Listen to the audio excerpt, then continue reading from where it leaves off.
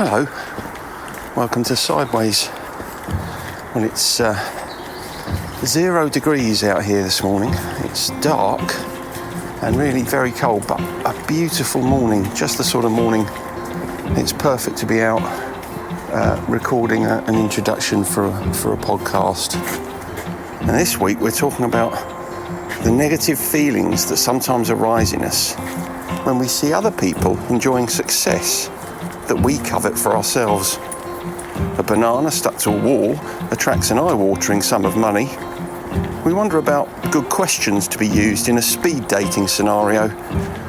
Martin's sad tale about his toy car makes me feel a bit sorry for him, and I'm horrified at the idea of putting a chocolate orange in a pie. Envy. Good morning. Good morning. How are you doing? All right.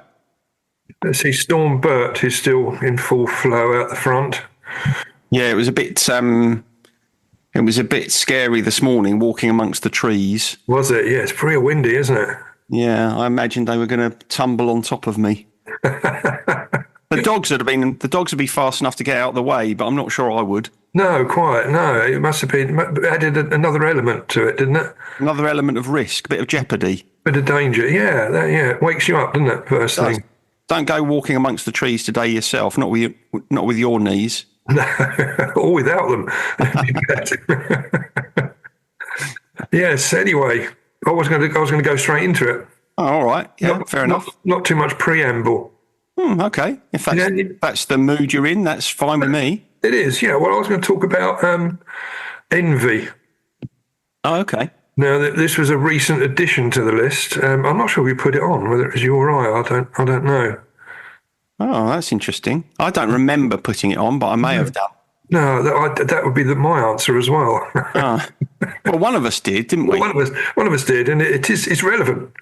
It's very relevant, with those with addiction issues, because it can cause a real sense of low self-esteem if it goes unchecked.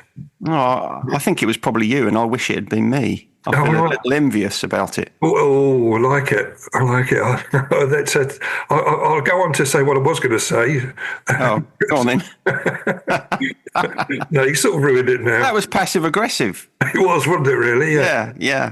We've done that. Actually, it wasn't all that passive, to be honest. It was just aggressive. No, you sort of covered a point I was going to say there, but I'll go on to the next point, which is envy can occur. Well, it occurs in recovery. I've seen that happen a lot, where someone is envious of someone doing much better than you, or presumably with someone who's got more years in. Yeah. You can have sobriety length envy, or if someone perceives someone as having a bit of an easier ride in their recovery, so it's easy for them to do because of. Oh, and they then perhaps point towards their own life circumstances and explain why it's harder for them, more difficult to stay sober, and then pop straight down the offie. Exactly that, right. Exactly right. That's what that can happen. So it has to be checked. It can't go unchecked. Just put it that way. But before we start, there's a couple of things that come up. I just wanted to draw to your attention. I know how much you like modern art. And there's a case of a banana duct taped to a wall. I don't know if you saw that in the news. I saw it. I don't know. I can't remember where I saw it, how I saw it, but I don't know any of the context around it. No. It sold for $6.2 million. Okay, right. Which is just bizarre, and it was purely because it was by Italian artist Maurizio Catalan, and it called it comedian, which I think the person that paid that sort of money for such an object is being a bit of a comedian, I think, but. Because the banana obviously is perishable. Yeah, I was just thinking that. I mean, that piece of art is time limited, isn't it? Well, when you paid the $6.2 million, what it gave him the right to change the banana and still call it comedian, so he could. Right, so he can keep unpeeling the gaffer tape, put a new banana. Right. Yeah, and still call it comedian. So interesting. Is it? Just let me ask you this. I don't know if you know the answer to this. Can he put a satsuma in there instead of a No, banana? no, it's just a banana. If you Is that put stipulated very clearly in there? very clearly, Okay. it has to be a replica of the original. Otherwise, you can't call it comedian. But it's it does beg a belief. It does stretch my enjoyment of art when it's just. I mean, it's futile, isn't it? I mean, it's just crazy spending that money. I think that's the obscenity of it. I've got some of that. Do you know that brown tape that you do packing cases with if you're sending a parcel? Parcel tape, yeah. Parcel tape. I've got some of that and some clementines. I might do a little piece myself later. Have a go at it, mate. See how you get on. Yeah, I mean, I won't. I don't have sort of any aspirations to sell it for 6.2 million. I might pop it on Facebook Marketplace. See what happens. See if there's any interest. Yeah, it probably won't have the same profile as selling it via Sotheby's, but I think I think the horse has very much bolted from that stable regarding sellotaping or sticking fruit to a wall and calling it. I mean, this was always your central argument when it came to my disparaging attitude toward modern art, which was, you have to have the idea, don't you? Absolutely, it's the originality of it. Yeah, but even you surely will admit here that just because that's an original idea doesn't really warrant it being worth $6.2 million, does it? No, absolutely, in no way does it. It is obscene. It does stretch my imagination on that one. Yeah, my acceptance of all things art.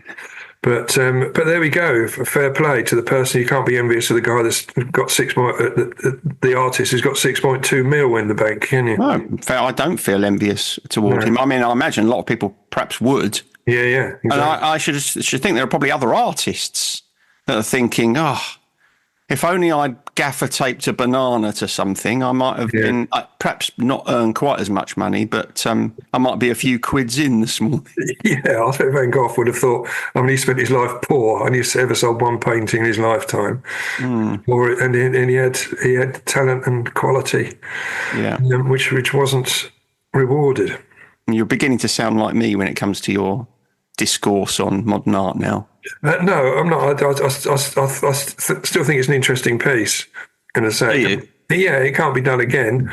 The originality is still there, but it's the money involved. I think it's maybe a bit.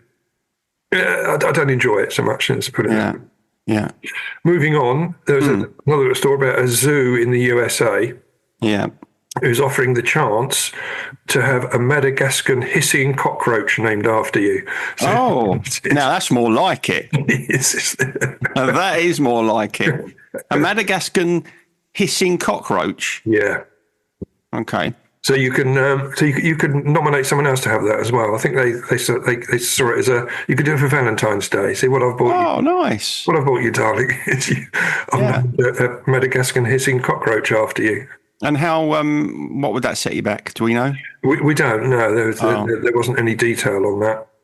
But what it did say, the zoo was also selling candles that have the odour of hippo poo. So it's wow.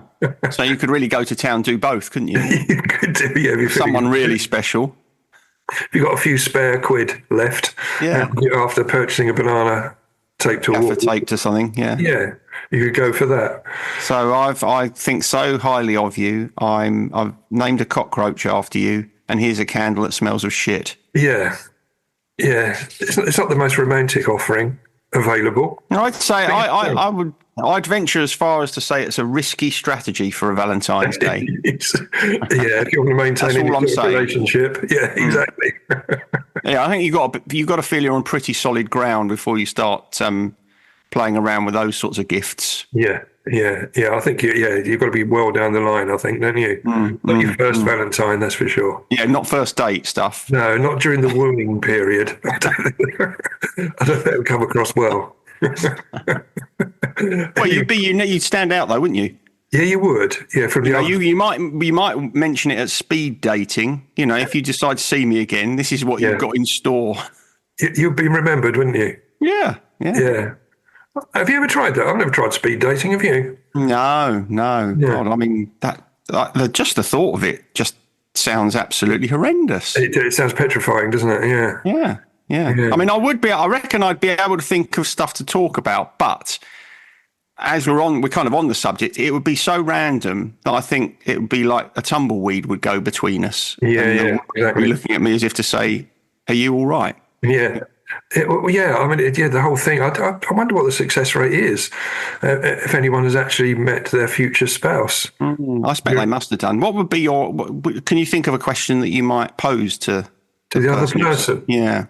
It's a tough one, isn't it? Because you'd start with the niceties, wouldn't you? Well, I don't know if I would. I'd go straight in with, what are your 3 favourite ice creams? I think. Well, see, that would make you remember it as well, wouldn't it? Yeah, see, I think that tells you a lot about someone. I mean, if the person on the other end says, well, vanilla, strawberry, chocolate, it's like, no, that's not interesting enough. You really want something slightly left field, don't you, there? You do really. I mean, it's strange because in my gratitude list this week, I've mentioned, a McFlurry. So we'll come on to that later on. So, Oh, great. I look forward to that because I quite like a McFlurry. Don't often have one, but... No, I don't think that's the first one I've had for many years, but we'll come on to that. I'm going to go on to the subject matter. Okay. If you don't mind. I was just going to, a very quick definition of envy, which is the personal pain caused by the desire for the advantages of others. And I've got sort of various bits to read out here because I was reading through a blog and there's a lot of it was put quite succinctly. So I've taken some of that verbatim onto my notes. I hope you don't mind. You'll have to indulge me a little. No, that's fine. You probably should give a shout out to the blog then, shouldn't you? Yeah, well, it was on Psychology Today. Okay, I was going to say if we're blatantly plagiarising, we are really. We should probably credit the original source.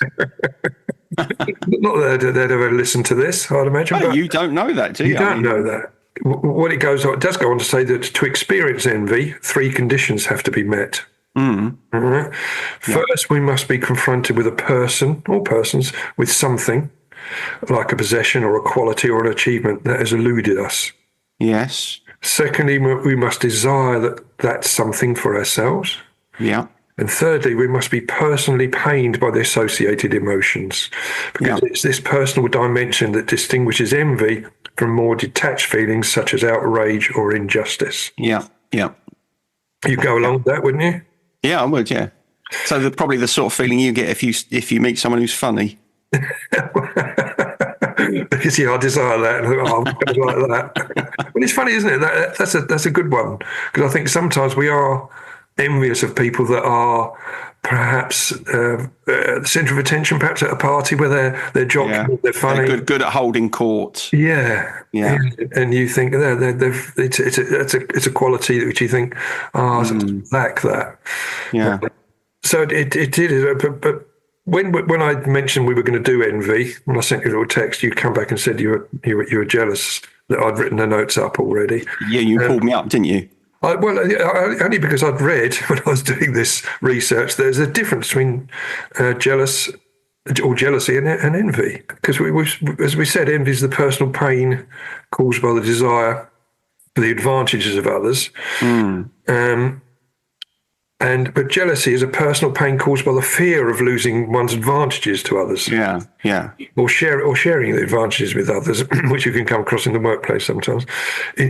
So in short, like, envy is covetous and jealousy is possessive. Oh, I like that. That's nice. I like that. Succinct, yeah. Yeah, I like that. Yeah. It sums it up nicely, doesn't it? So jealousy, you see, frequently in relationships, don't you? That you might be worried that someone's paying particular attention to your partner or whatever it might be. Yeah. That's jealousy, isn't it? Because you're worried about losing that person. Yes, you're right. Absolutely right. And I think that the pain of envy, it's sort of, it can arise with, it's not so much of the feeling or the desire for the advantage of others, but sometimes by the inferiority that we lack in us or causes us. Or that we feel. Yeah. And with that envy, it can hold us back from realising our full potential. It can block a lot of some of the motivation to move forward in other directions. Sometimes you think that's impossible to achieve, or that you just leave it there at envy and move on. But it also prevents you, doesn't it, from I'm going to, it is gratitude. It also prevents you from being conscious of and feel grateful for the things that you can do and are good at and do have. Yeah. If you're constantly coveting what other people have got and what other people can do, then you're by definition not placing any focus on who you actually are. Well, exactly that. And I'll come on to that when we're looking at ways to sort of counterbalance that feeling of envy. Mm-hmm. I think also you mentioned relationships, and that's absolutely right. But envy can also lead to acts of sabotage, not just in the relationship, but things like, well, I suppose as a child or a kid who breaks the toy of someone who's got. I remember Ralph Bromley stamping on my Porsche car I took to school. Did he? Yeah, he did. It was my birthday. I had a little corgi Porsche, and he stamped it in the playground. Do you know what? I feel quite sorry for you. Yeah, that sort of story makes me feel viscerally sad. Yeah, well, it was. That must have been really upsetting. It was. Yeah, because it broke the window on it. Yeah. So why did he do that? Because he didn't have one, presumably. He didn't have one. Yeah, probably. Maybe to throw some light onto that many years later, because I know his brother listens to this podcast, so he might remember the incident and tell me what happened. Not that you're still holding on to it at all. No, nearly 60 years on. Did you get a replacement, or did you just hold on to your Porsche with a broken windscreen? I've still got it. Have you? I have, yeah. Put it back in the box, and it came out and played with it from time to time. But yeah, I've still got that. Is it still in its box? Of course, yeah.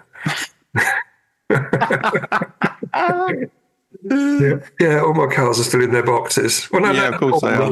That's not fair. Are they in alphabetical order as well? They're randomly in a box. But get out. Well, they had to go in there because they were different shapes and sizes, so to tessellate it properly within the box. Well, that must have been frustrating for you. Why don't these model car manufacturers make standard size boxes? Or a standard size large box for Actually, I did have a little mini suitcase which was deliberately designed for Matchbox cars. Oh, I remember those. Yeah. Yeah, they had little slots that you could put the cars in. That's exactly right. They weren't in their boxes, so I suppose you had to lose the box on those. Yes, I had to lose. I haven't got them in the Matchbox. I'm in corgi larger ones. Yeah, it's in their boxes. Anyway, I suppose when you look at that. When you look at that Porsche with a broken windscreen, I mean, it's evocative, isn't it? It does remind you of. It's like a lot of toy cars you might look at. You might think, well, I remember getting that, but it won't have a story attached to it. Yeah, but you're right. The fact that I remember it all these years later had a marked impression upon me. Yeah, you should probably bring it up in therapy. Do you reckon? Yeah. I'll have to book in an appointment with you, and you can talk me through it.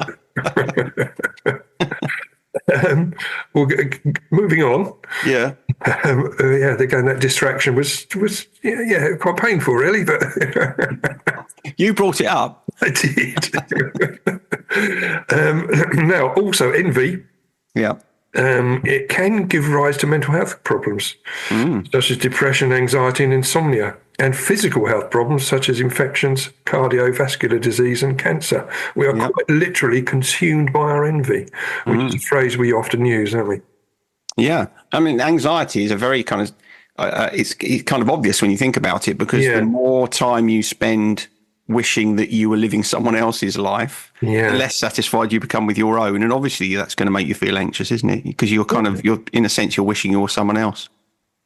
Yeah, quite. And although it's sort of rare that we can be genuinely or unreservedly happy for someone else's success, it seems to be easier if the success is trivial.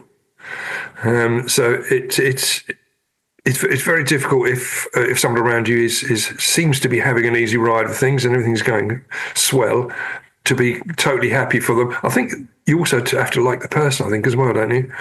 Yeah, probably. There's other things going along with it.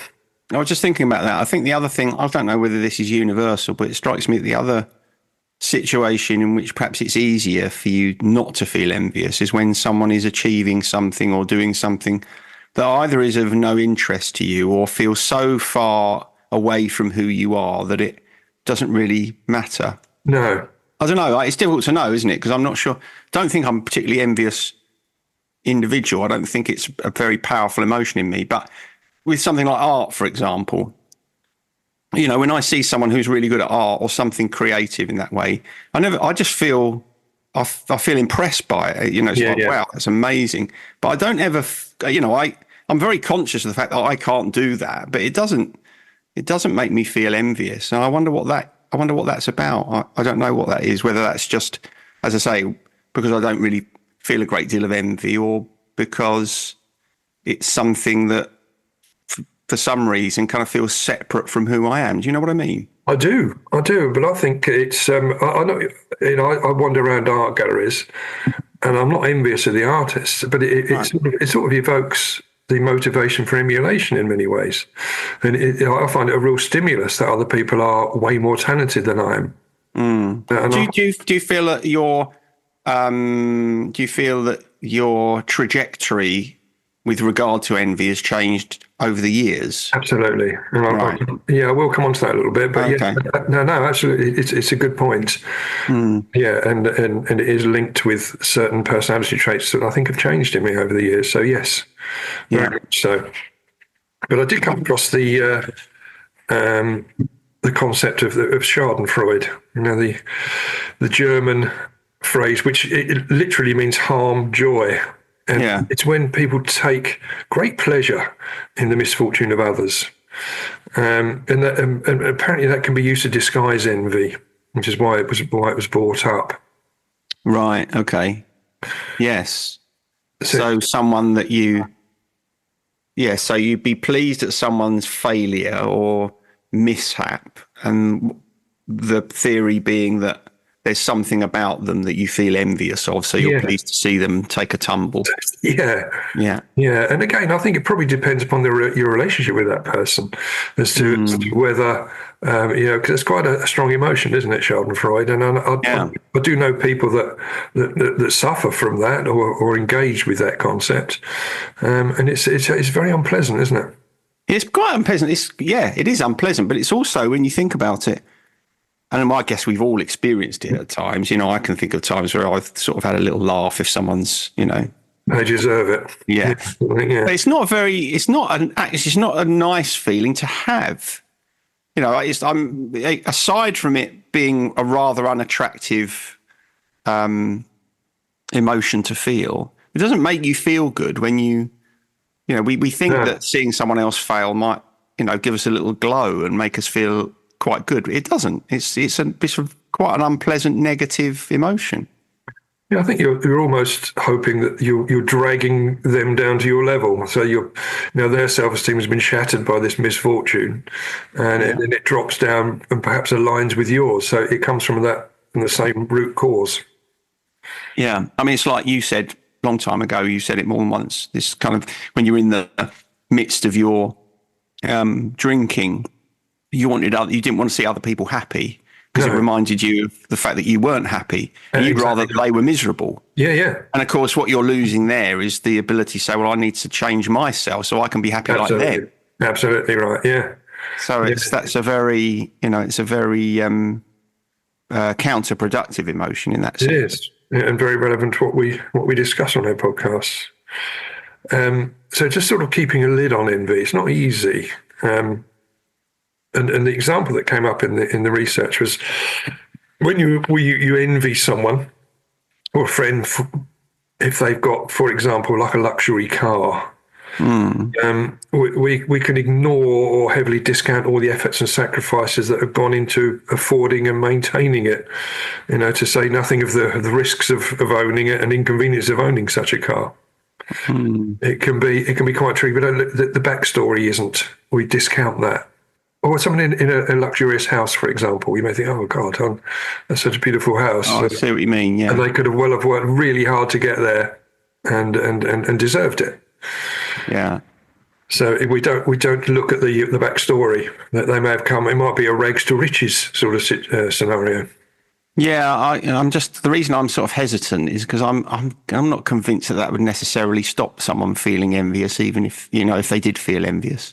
Yeah. It feels as if, to me, the most powerful antidote to envy is to stop focusing on other people's lives and worry about your own. Yeah, exactly right. Yeah, stay in your lane on that one. Because it doesn't really, we think about it, it doesn't really matter what you see in someone else, whether it's a car or a house or money or success or whatever. It doesn't really matter what it is. You will always be able to find someone who's got more than you have, or is apparently more talented than you, or, you know, that's never ending. So however many effective arguments you can launch against that feeling, it doesn't strike me as if it's got an end to it. The only thing that's got an end is I'm going to stop thinking about other people's lives, and if mine isn't the way I want it to be, that's what I'm going to work on. Yeah, absolutely right. Yeah, you know, that comparison gets to the point where it's just debilitating, I think. Yeah, I think people will often feel that if they can get to a certain place in their life, they'll be happy again. You know, if they feel like they're disenfranchised or they haven't got enough money, or they think, oh, if only I had this, only I had that, and they get there, not only is it not bringing the happiness they probably perceived, but there's a next step up, as you say. There's always someone with a little bit more, a little bit, someone that will evoke envy in you further up the line. That's why I think that strategy is always flawed, because what you're really saying to yourself is, I will allow myself to be happy, because remember, that's not an emotion that comes from outside. It's one that you generate within yourself. So what you're really saying is, I will give myself permission to feel happy when I've reached this point, whatever this point might be. But actually, it never works for the reasons you just cited. So the most effective strategy to have is to be happy with what you've got now and work from that base. Absolutely right. I know it's easier to say than it is to do in many situations. And I'm, you know, you and I are in a much probably more comfortable position than a lot of people. But yeah, absolutely. It is difficult to change if your fundamental orientation is, I've got to be more this, I've got to have more that. Because it's just, you know, you become a slave to it, don't you, in the end? Yeah, you do. The article that I was reading goes on to say that it's not it's not only what we have, but above all, it's what we don't have in that area. But it mentions something like I hadn't written this down, but I think it mentioned someone who's almost sold his soul to get to where they are. So that they've had to go through perhaps become morally corrupt to get where they are, and they're constantly, say a criminal, for example, is constantly looking over they might have a lot of riches, they're constantly looking over their shoulder, their lifestyle is poor, so they've traded a lot of happiness and potential security for these riches, but their lifestyle is counterbalanced by the fact that they've got massive problems behind it. Yeah, and you wouldn't even have to be a criminal to be in that position, would you? Because if I think back to my own corporate life, I probably could have got further in my corporate life if I'd been dedicated to that to the exclusion of all else. Yeah. But I wasn't. I wanted to see my kids when they got up, and I wanted to be there before they went to bed at night. So those compromises that you make will necessarily have an impact somewhere else, you know. So it might mean that if you want to spend more time with your children, you might earn less money. Certainly true for women. I'm quite sure the statistics would bear that out. So, you know, life is all about choices, isn't it? So we are to some degree a product of the choices that we make. Absolutely right. Now, I can't remember which footballer it was. It was talking about he'd been offered a big contract to go and play in China. He says, it's too far away. I want to stay at home. I want to stay here. I want to be with my kids and my family. There's no money could compensate for that. There you go. Exactly that. Yeah. So what about people that have undeserved luck? Does that make our envy? What is that? What is that? What is undeserved luck? I mean, luck by its very nature is undeserved, isn't it? In a way, because it's random. Yeah, it is. It is. But lottery winners, for example. I don't have a problem with that. It's like, I know this is slightly off at a tangent, but I was watching some football on the television yesterday, and the commentator said, I can't remember who it was that was playing Chelsea, I think it was, said they've been the unluckiest team this season because they've hit the woodwork 11 times. I thought, that's not bad luck, that's bad shooting. If you hit the woodwork, you're off target, aren't you? You are. So it's like, there's this, it feels to me as if it's a very binary thing. you've either had an influence in this thing, in which case, good luck to you. If it is pure luck, it's random. Why am I going to get upset about that? I know people do, and I know people will look at a lottery winner, for instance, and they'll say, well, you didn't need that. Why have you won that? Yeah. But it just feels to me as if it's such a terrible waste of energy. Well, it's awful, isn't it? There's nothing good can come from that. I don't think so. If you see lottery winners perhaps on the news or whatever, and I think, well, good luck to them. That's the deal, isn't it? That is the random nature of that. And then others will look at people that squander all that money and end up back in the same place as they were. And sorry, go on. And they're envious that money hasn't been used properly. But again, it's just a very exhausting emotion, isn't it, to have that on you all the time? It is. I always take great comfort from hedonic adaptation. Yeah. The idea that in the end we'll return to a base of satisfaction anyway, regardless of what happens. So, this idea that if you win loads of money on the lottery, suddenly your life is going to be transformed and everything's going to be fantastic. Well, I mean, that might be the case, but it also might not be. I don't know. I just don't see any value in feeling bitter and envious about someone else's good fortune.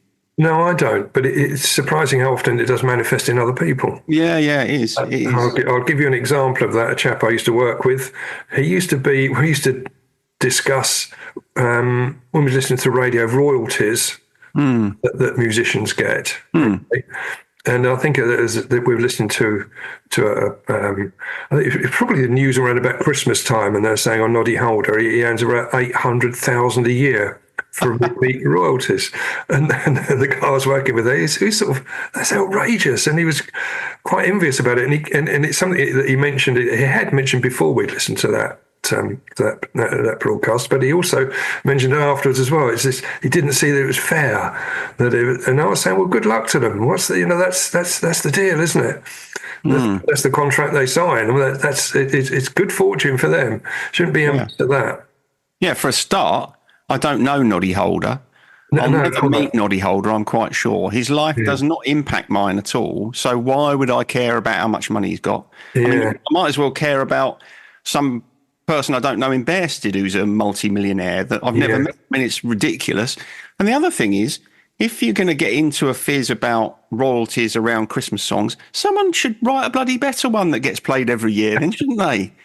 It's the fact that the same songs that we were hearing when we were kids are still played every year at Christmas. Yeah. That's not Noddy Holder's fault, is it? It's not Noddy Holder's fault. I mean, it's his good fortune, and we should applaud it rather. And musicians get a rough time of it anyway. So if you do these days, especially in the current climate, so for them to have those back royalties, I think is fantastic. Didn't you try and write a Christmas song once? I did. I went on a songwriting workshop once and wrote a Christmas song. It was in July. Was it? Was that difficult to motivate yourself to get? Well, it was kind of, but I think that was the whole purpose of the exercise. But we wrote quite a nice Christmas song. I've got it somewhere. I'm not sure it would ever earn me £800,000 a year in royalties. But about that, every time I hear that Slade song, "Merry Christmas, Everybody," I mean, if I had it, I'd pay £800,000 to never hear it again. Well, they call it Whamageddon, don't they? When they hear the Wham Christmas song, the first time you hear that during the year or in the run up to Christmas. There are very few of those ubiquitous Christmas songs that I can tolerate. Well, quite. I don't. Even the Fairy Tale in New York has been played to death so much now. It's still obviously the best Christmas song, but it's just been played to absolute death. Yeah, but you're a Grinch anyway, aren't you? So I am. Yeah. Any Christmas song I find a little bit perturbing. Anyway, you mentioned this earlier on about getting by and the use of gratitude and cultivating traits such as humility and gratitude seems to be the theme running through the article I was reading as to how you develop this sort of proper perspective and protect yourself against envy. Yeah, and I think that's people in recovery will find this sense of humility, which they never really had before. It goes alongside the serenity that recovery can bring. And you're very grateful for very small things because most most of us went down to nothing, down to our last bent dime, and that was and that was it, and so anything after that is you're really grateful for. Yeah, that's it, because it's you stop to some extent comparing yourself with other people all the time. Yeah. So that kind of humility and gratitude do go hand in hand, because there's a recognition that you're not that important, and that actually you're pretty small and insignificant in comparison with the size of the universe.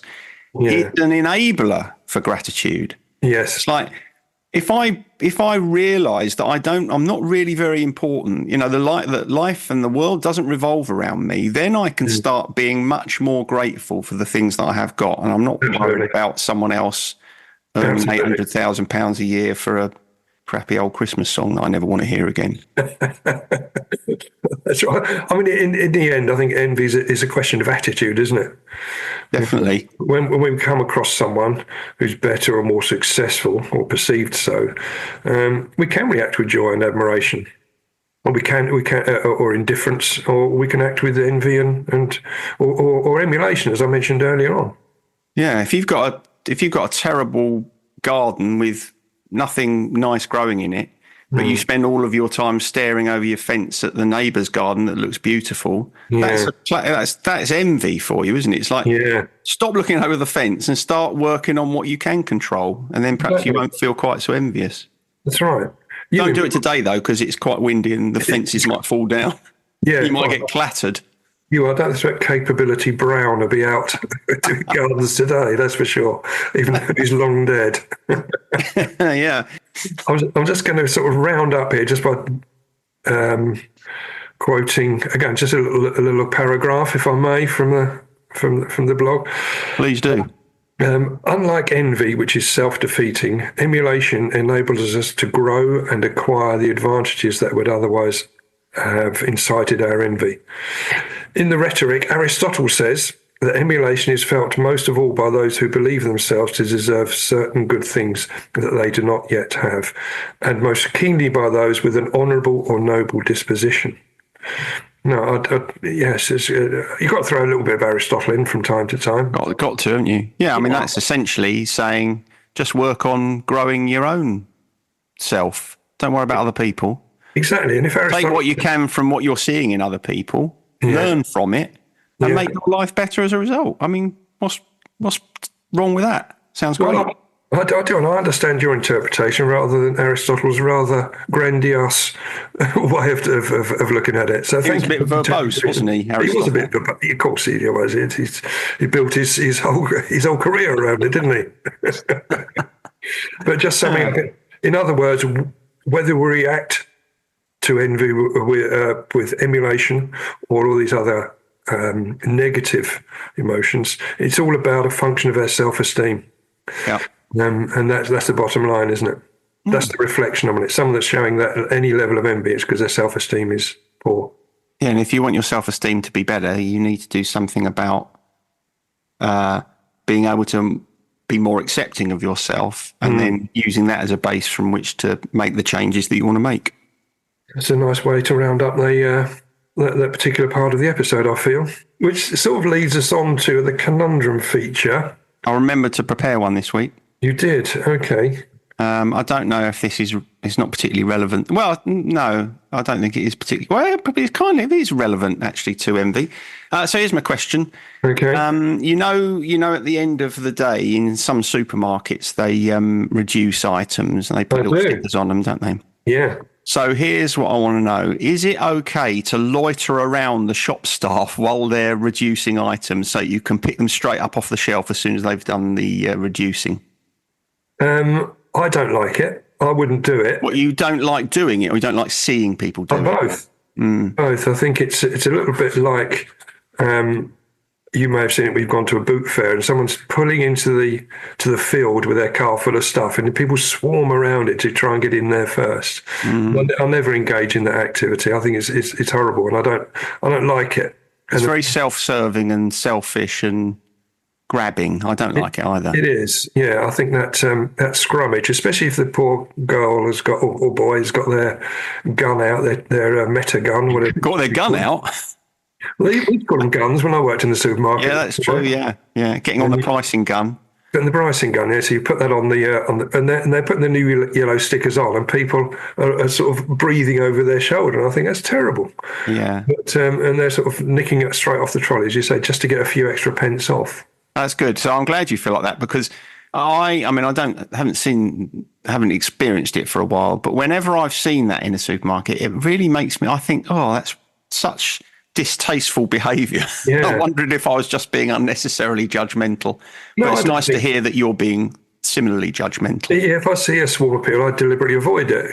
Me too. I'll give it a wide, but I don't mind looking at the yellow stickers if there's no one else there. Really, I prefer that and just have a little browse, because sometimes I'll pick up something I wouldn't normally buy and think, I'm not sure if that's going to be nice, or I'll have like a vegan ready meal. Like a vegan ready meal, and they're delish. And they often get left at the end of that. when the swarm has left the hive, you can see that there's a few bits left. Yeah. Mm. But coming on to, we mentioned it earlier on about gratitude, which can help counterbalance any feelings of envy. What have you got on your list for this week? Well, mine's very easy this week, because on Thursday I went to Canterbury Cathedral to celebrate my daughter's master's graduation. And so even though it was perishingly cold the whole day, I think I spent the entire day being freezing cold. It was lovely, not least because Beth's been struggling a bit recently and with her anxiety. And couple of months ago, she probably found it difficult to even attend. But she got through the whole day, and it was really lovely and super to see her being recognised for all the hard work she's done. And whilst we were there, my son came down from London to look after the dogs, which I think was something else I was really grateful for, to be able to leave the dogs with someone that we knew. Yeah. And it just makes me, I feel really grateful that my kids are those sorts of people that will put themselves out, for other people sometimes. That's just a really lovely thing to see in your kids, isn't it? Oh, absolutely. It's lovely. It is lovely. I share your gratitude there. I share you the joy that you must have felt there, particularly as it came up on Facebook memories. Came up on that this time of year, and I can't remember how many years ago it was. Lizzie will tell me, but going down to Bristol to attend her graduation ceremony, which again just fills you with pride and joy. Yeah, it's really lovely. So yeah, easy one this week for me. And on my list, I've got spending time with my grandsons yesterday, looking at the Christmas decorations at the local garden centre. Lovely. So up at Knockcuts. Yeah. You're getting a little bit of Christmas spirit there, are you? No. I was enjoying the Christmas spirit in my grandsons when they were, especially my older one, William, when he was looking at up at Knockcuts, they've got those 3 singing reindeer heads. Oh, yeah, yeah. And the sound quality is actually very good on it. And it's like a barbershop quartet. Or barbershop trio, because only 3 heads, but they're animated. Someone nicked the 4th one. So it lacks a little depth in what they're presenting, but they're like the 3 animated heads looking out of stables, and it brings joy just to see the joy on their faces. Yeah, let's put it that way. But also, we beforehand we went on. It's a very rare excursion to me to go to a McDonald's. Can't remember the last time I went, but Emily, my eldest, is quite keen. And obviously the grandchildren, certainly the oldest one, William, absolutely loves McDonald's. So on the odd occasion as a treat, they go there. And so I went with them before we went to see the decorations. And I had a Terry's chocolate orange pie, right? But also had a Terry's chocolate orange McFlurry. Which Hang on. Yeah. A Terry's chocolate orange pie? You mean it's a pie and inside there's nothing but molten Terry's chocolate orange? Yeah. That sounds disgusting. It is absolutely fabulous. I mean, that is. I think I'd go into a sort of sugar rush seizure just thinking about that.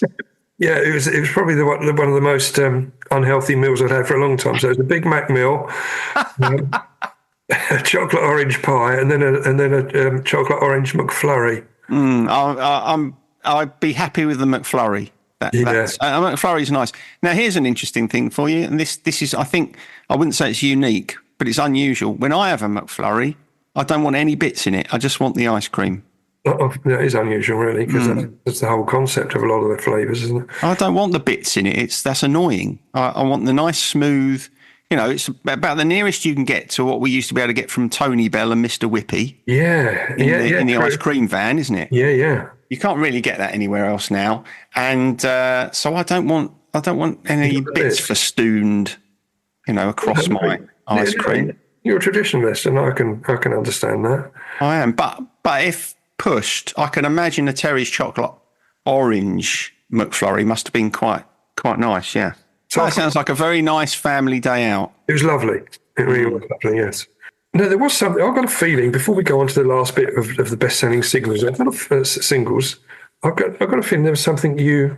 Yeah, I asked you to think of if you knew of any songs where there was some surprising brass or woodwind in them. There is, yeah, because I'd written it down as soon as you mentioned it. Go on then, what was it? I came up with Saxophone Break in Will You by Hazel O'Connor.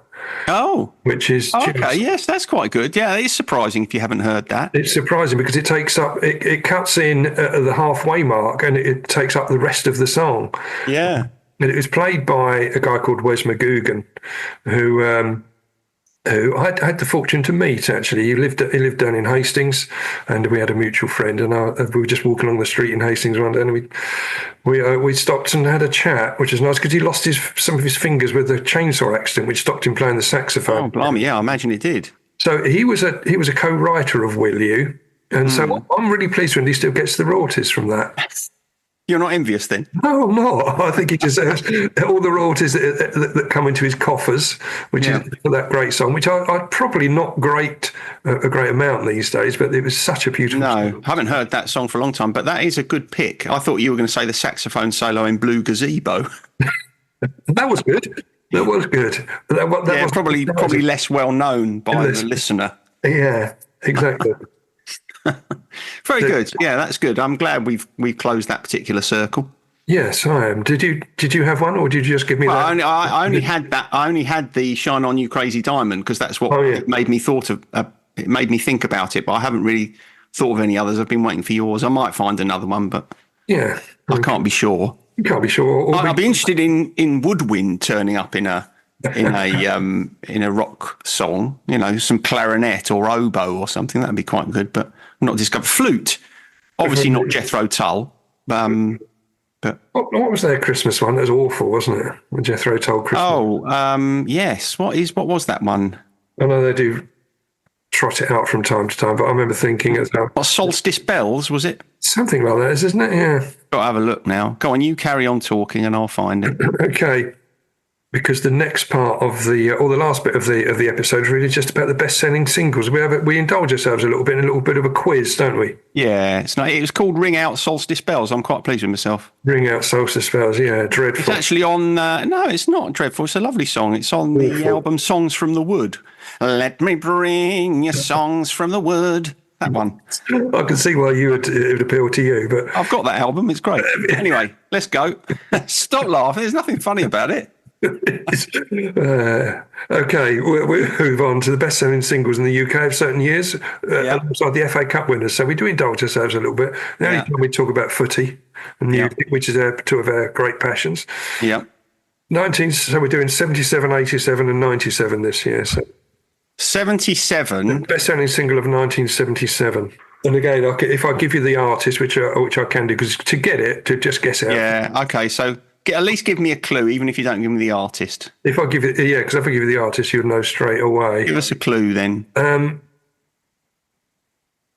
A Scottish outpost.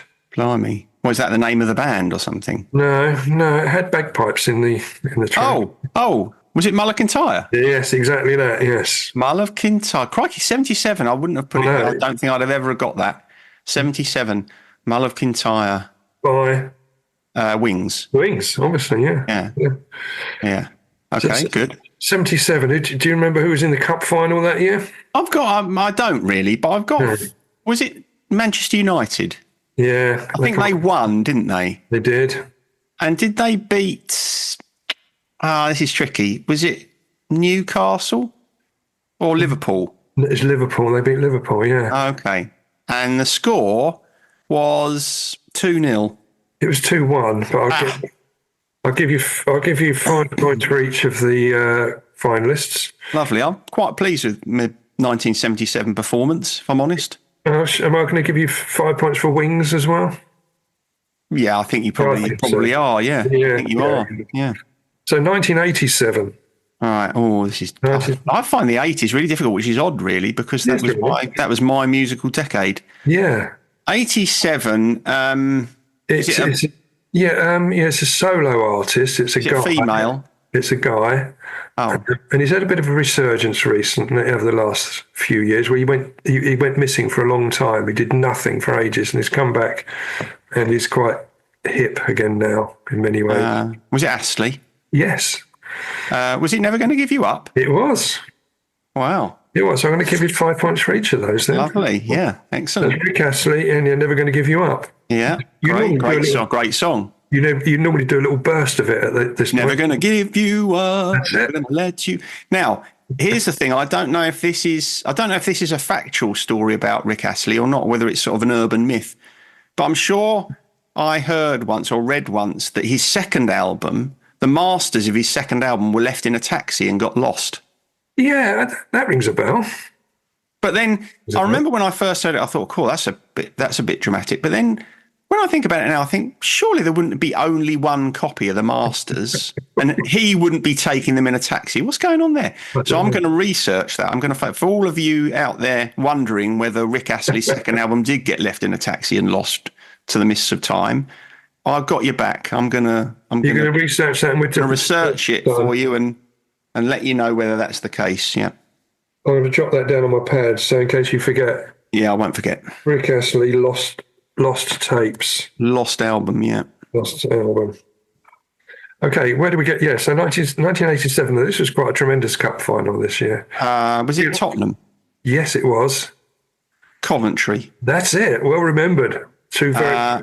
Did it go? Did it go to a replay?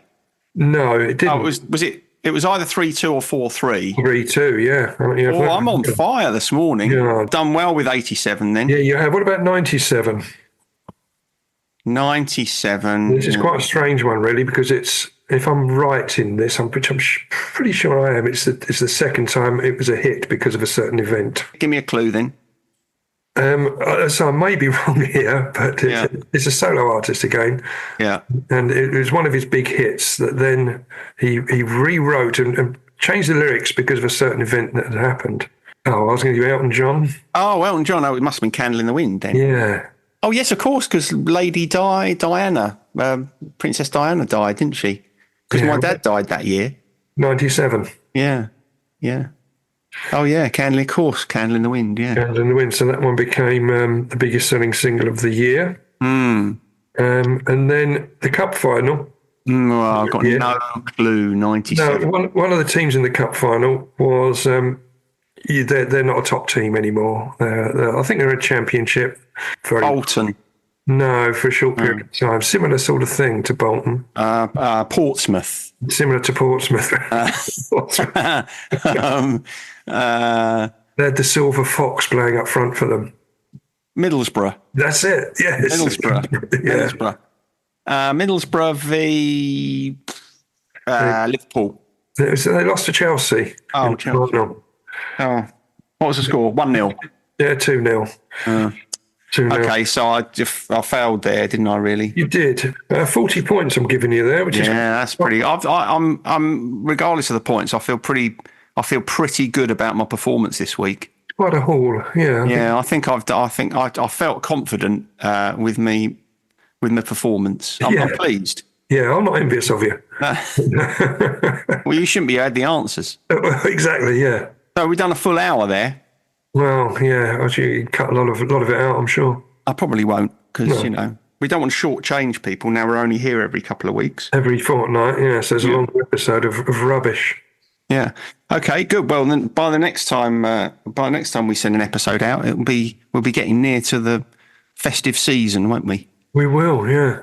Yeah. It's frighteningly close. I can see you're excited. Oh, yeah. Drives me mad. But there we go. All right.